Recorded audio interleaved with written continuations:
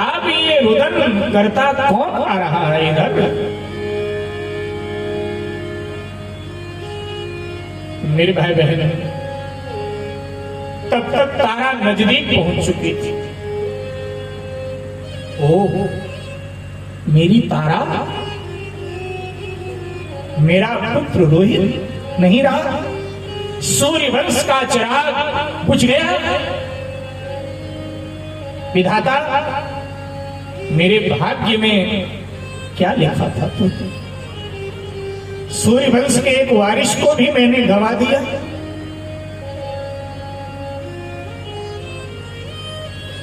आंसू आने को है, आंसू कहते मुझे बाहर निकलने दो, लेकिन हरिश्चंद्र कह रहे हैं नहीं नहीं, भावना के प्रवाह में मैं बह गया तो मैं सत्य चूक जाऊंगा। हे मेरे मन तू भीतर रो, हे मेरी आंखों आंसुओं को संजो लो, बाहर मत फेंको आंसू। कल्पना करें कैसा दृश्य रहा होगा। हृदय विदारक तारा पहुंच गई, चिता की ओर बढ़ी। बिल्कुल सूर्य अस्त ही होने वाला है, टिमटिमा रहा है, बिल्कुल अस्ताचल जाने के लिए तैयार। चिता की ओर बढ़ी, सौ रखने जा रही थी। हरिश्चंद्र ने कहा खबरदार, 1.25 रुपए 1.25 गज कफन, 1.25 सेर सत्तू दे, भीड़ जलाना 100 को, ये नियम है शमशान का हमारे। तारामती आगे बढ़ी। लगता है कमजोरी से आपकी नेत्र ज्योति भी कमजोर हो गई, आपने पहचाना नहीं स्वामी, मैं आपकी तारावती हूँ। तारावती, ये आपका बेटा रोहित, एक बार इसको सीने से लगा के आप भी रो लो। सूर्यवंश का चिराग बुझ गया महाराज, चिराग बुझ गया। पांव छूने के लिए झुकी, महाराज पीछे हटे। नहीं नहीं तारा, मैंने तुझे पहचान लिया है, लेकिन फिर भी मैं ऐसा कर नहीं सकता। स्वामी के साथ मैं धोखा नहीं करूंगा। 1.25 गज कफन और 1.25 रुपए देने पड़ेंगे।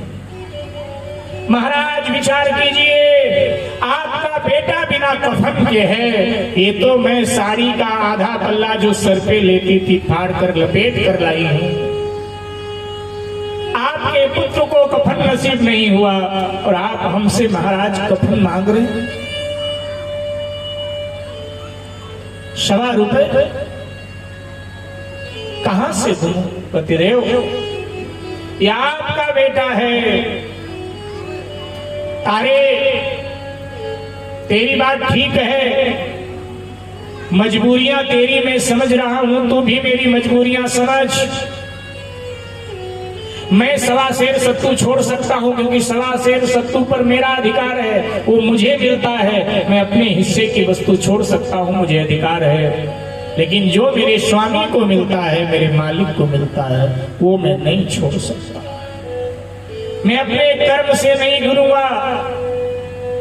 इसलिए तारा, ये तो देना पड़ेगा तुझे। मेरे भाई बहन, ये आपका बेटा है महाराज।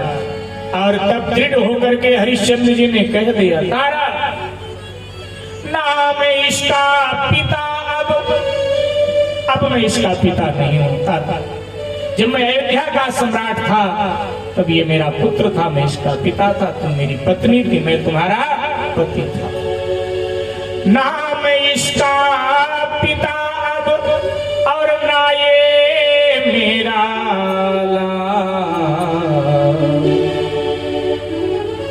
ना मैं इसका पिता अब, ना ये मेरा लाल, और फिक्र कर अब तो हो गया मरघट का रखवा।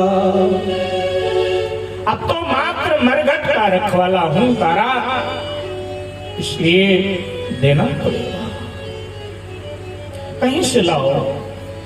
और इस वार्तालाप में ही भगवान सूर्य नारायण अस्ताचल को चले।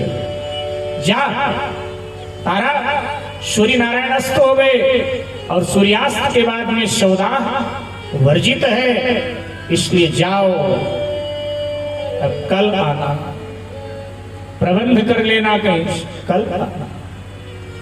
आज मुझे शमशान में पड़ी रहने दो पतिदेव, मैं अब फिर जाऊं काशी, कौन सौ सहित मुझे अपने घर में घुसने देगा? मैं कहां रात बिताऊंगी? मैं नारी हूं, आप क्यों इस बात को भूल रहे हो? लेकिन नियम के अनुसार ये पुरुषों को जलाने का शमशान है, इसलिए यहां नारी रात में नहीं रह सकती। ऐसा कर, बगल में सती मठ है, जहां स्त्रियां सती होती हैं, सती मठ में स्त्रियां रह सकती हैं, जाकर के वहीं रात बिता। और तारा पुत्र को लिए सती मठ में आ गई। रोती रोती बेहोश हो जाती है, और जब होश आता है फिर पुत्र का मुख चूमती है, कभी सीने से लगाती है, कभी अपना सपने सर पे हाथ मारती है और यही कहती है, हे रोहित बेटा, तू सम्राट का पुत्र है, लेकिन हाय तुझे कफन नसीब नहीं हुआ। और कफन क्या लगता है, चिता भी तुझे नहीं नसीब होगी। यही कह कह करके वो विलाप कर रही है, रो रही है। रोते रोते बेचारी अब तो बेहोश हो गई, सीने से लगाया बेहोश। उसी समय विश्वामित्र आया, शुक्र देश बदल कर। आज ही दोपहर में काशी नरेश का नन्हा बच्चा मर गया अचानक। समझ में नहीं आया कैसे मरा, चूंकि नन्हा सा बच्चा है तो उसको गंगा में प्रवाहित कर दिया गया था। अभी अभी प्रवाहित कर थोड़ी देर पहले लोग गए हैं, विश्वामित्र जी गंगा में कूद गए और उस शव को निकाल लाए, उस छोटे बच्चे के शव को निकाल लाए, कफन से बाहर कर लिया, उसके गाल पर तेजदार हथियार से चीरा मार दिया, और फिर उस बच्चे को लाए जहां तारा सो रही थी, तारा के मुख से चिपका करके विश्वामित्र जी चले गए।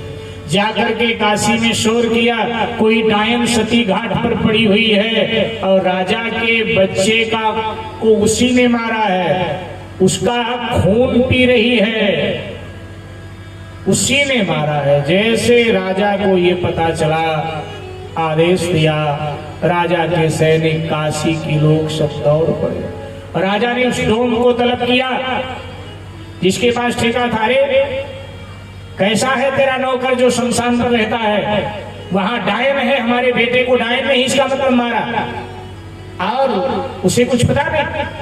लोग आ गए साहब, अनगिनत लाठियां पड़ने लगी तारावती के ऊपर, मारो मारो, ये डायन है, ये डायन है, ये डायन है। तारावती की होश आया, रो रही है, चीख रही है, लोगों के आगे हाथ जोड़ रही, मैं डायन नहीं हूँ, मैं माली की दासी हूँ, मैं डायन नहीं हूँ, ये मेरा बेटा है, इसको नाग ने डस लिया है, ये कैसे यहाँ आ गया मुझे नहीं पता। उधर डोम को राजा ने आदेश दिया, बुलाओ हरिया को और बोलो तलवार से इसका वध कर दे, डायन है। हरिश्चंद्र को बुलाया गया और कहा, ये डायन है, ये तलवार उठा, इसके 2 टुकड़े कर दे।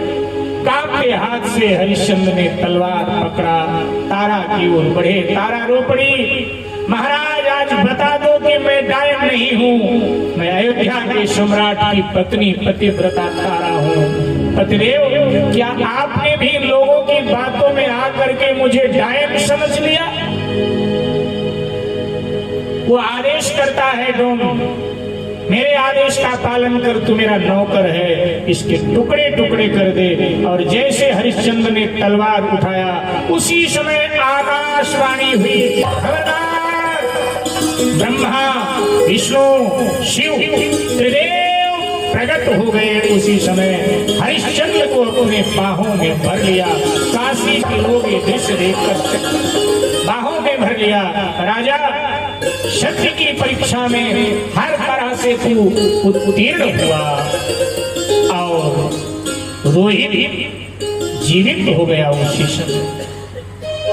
विश्वामित्र जी आए और आकर हरिश्चंद्र के सामने हाथ जोड़कर खड़े, राजन तुम्हारी जीत हुई, हमारी हार, तुम विजयी, हम हार गए हर प्रकार से। सत्य की परीक्षा में तुम उत्तीर्ण हुए, महाराज हमने बड़ी कठोर परीक्षा आपके लिए है, आप मुझे क्षमा कर, आपका साम्राज्य मैं आपको वापस कर रहा हूं, क्योंकि मैं साधु हूं, मैं साम्राज्य लेकर करूंगा क्या। हरिश्चंद्र ने कहा लेकिन महाराज दिया हुआ दान हम वापस नहीं लेते, हम सूर्यवंशी, मुझे नहीं चाहिए। इधर त्रिदेवों ने आदेश किया हरिश्चंद्र अपने पत्नी सहित अभी हमारे साथ विमान में बैठ करके वैकुंठ जाए, अभी इसी समय, मृत्यु लोक में अब रहने लायक नहीं है, ये तो वैकुंठवासी बनेंगे। राजा रानी बैठो, विमान तुम मेरे लोक को चलो। विश्वामित्र ने कहा राजन आपने साम्राज्य दान मुझे कर ही दिया, एक और दान चाहिए, जाते जाते एक और दान करो। क्या क्या दान करें? विश्वामित्र जी ने कहा कि राजकुमार रोहित को मैं दत्तक पुत्र के रूप में आपसे मांग रहा हूं। दत्तक पुत्र समझते हैं? दत्तक पुत्र, गोद जिसको कहते हैं गोद लिया, दत्तक पुत्र के रूप में राजकुमार रोहित मुझे दे दे। हरिश्चंद्र जी ने कहा दे दिया, बोले ठीक है, अब मेरा ये दत्तक पुत्र है तो फिर मैं अपना वारिस बना करके अयोध्या का साम्राज्य इसे दे दूंगा। महाराज हरिश्चंद्र तारावती सहित भगवत धाम पधार गए, शरीर सहित विमान में बैठकर। इधर महाराज विश्वामित्र रोहित को लेकर के अयोध्या आए। वशिष्ठ जी भी स्वर्ग से, इंद्र ने कहा वशिष्ठ जी से कि महाराज आपने जो कहा था वही सत्य है, मेरी भूल क्षमा हो। और वशिष्ठ जी अयोध्या पधारे। अयोध्या के सिंहासन पर रोहित का राज्याभिषेक हुआ। इस तरह सूर्यवंश की परंपरा आगे बढ़ी। इसीलिए मेरे भाई बहन जो रामायण के पाठक हैं उनको पता होगा, जब विश्वामित्र जी कालांतर में महाराज दशरथ के पास आते हैं उनके दो पुत्र मांगने यज्ञ रक्षा के लिए, और फिर ले जाते हैं, फिर विवाह आदि हो जाता है, फिर विश्वामित्र जी अयोध्या आते हैं, और फिर जब विदा होने लगते हैं विश्वामित्र जी, तो उनके सामने महाराज दशरथ खड़े होते हैं, और खड़े होकर के महाराज दशरथ ये पंक्ति बोलते हैं कि नाथ सकल संपदा तुम्हारी। विश्वामित्र जी के सामने बोलते हैं। कौन बोलता है? दशरथ जी। क्या कहते हैं? नाथ सकल संपदा तुम्हारी। इसके पीछे अभिप्राय यही है कि अयोध्या का साम्राज्य मेरा नहीं है, आपका है। ये तो आपने मेरे पूर्वज को दत्तक पुत्र के रूप में लेकर अपना वारिस बनाकर उन्हें दे दिया था, तो उस परंपरा में मुझे मिला है। मैं इसका मालिक नहीं हूँ, मैं तो माली हूँ, मैं तो सेवक हूँ साम्राज्य का महाराज। तो कहते कि नाथ सकल संपदा तुम्हारी, नाथ सकल संपदा,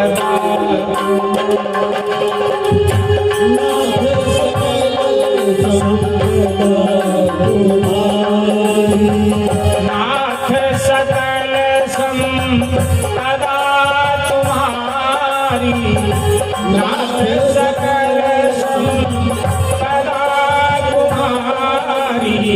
मैं सेवक समेत